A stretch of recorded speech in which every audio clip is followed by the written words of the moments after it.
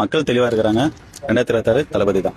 திமுக ஆட்சி கண்டிப்பா இல்லைங்க. நீங்க விஜய் ரசிகர்கள் அப்படி சொல்றீங்க. நான் உண்மையா சொல்லனா, நான் விஜய் ரசிகர்லாம் இல்ல. எனக்கு சினிமா பிடிக்கும். எனக்கு டேரக்டர் வைஸ் தான் பிடிக்குமே தவிர்த்து தளபதி பிடிக்கும். எனக்கு தளபதி ரொம்ப பிடிச்சது இந்த பிறப்போக்கும் எல்லா உயிருக்குன்ற வார்த்தைக்கு அப்புறம் தான் எனக்கு தளபதி ரொம்ப பிடிச்சது.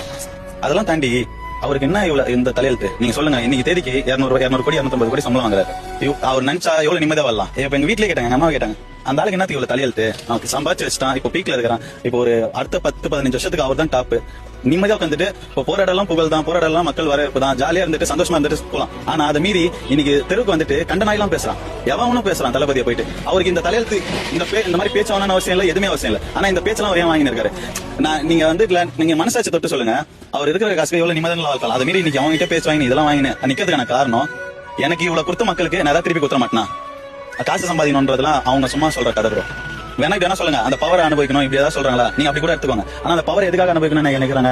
அந்த பவர் வச்சு நீங்க இன்னைக்கு வரைக்கும் மக்களுக்கு நல்லது செய்யல. 1000 ரூபாய் எங்க வச்சிருக்கீங்க? எனக்கு உரிமை தகவல், உனக்கு உரிமை தகவல். 4 வருஷம் விட்டுட்டு மீதி 6 மாசம் இருக்கிறப்போ எல்லாத்தையும் ஓடி செய்றீங்க. ஊரெல்லாம் கிரவுண்ட் தரக்கிறீங்க, ஊரெல்லாம் பார்க் தரக்கிறீங்க, ஊரெல்லாம் ரோடு போறீங்க, பிரிட்ஜ் கட்டுறீங்க, இன்னைக்கு தரக்கிறீங்க. இதெல்லாம் விட்டுட்டு நீங்க அப்பத்துல இருந்து செஞ்சிருந்தா இன்னைக்கு நீங்க பயப்பட வேண்டிய அவசியம் இல்ல. ஓட்டுக்கு 2000 ரூபாய் கொடுக்கலாமா, 3000 ரூபாய் கொடுக்கலாமா, இவன் எவ்வளவு பட்ஜெட் ஒதுக்குறான், எவ்வளவு பட்ஜெட் ஒதுக்குறான், அதுக்கேற்ற மாதிரி கேண்டிடேட் போடலாமா, ஜாதி பார்க்கணுமா, இதை பார்க்கணுமா, எதுவுமே தேவை. நீங்க மக்களுக்கு நல்லது செய்ய ஓடி வந்து உங்களுக்கு ஓட்டு போட போறாங்க. இவ்வளவு பயம் உங்களுக்கு தேவையில்லை.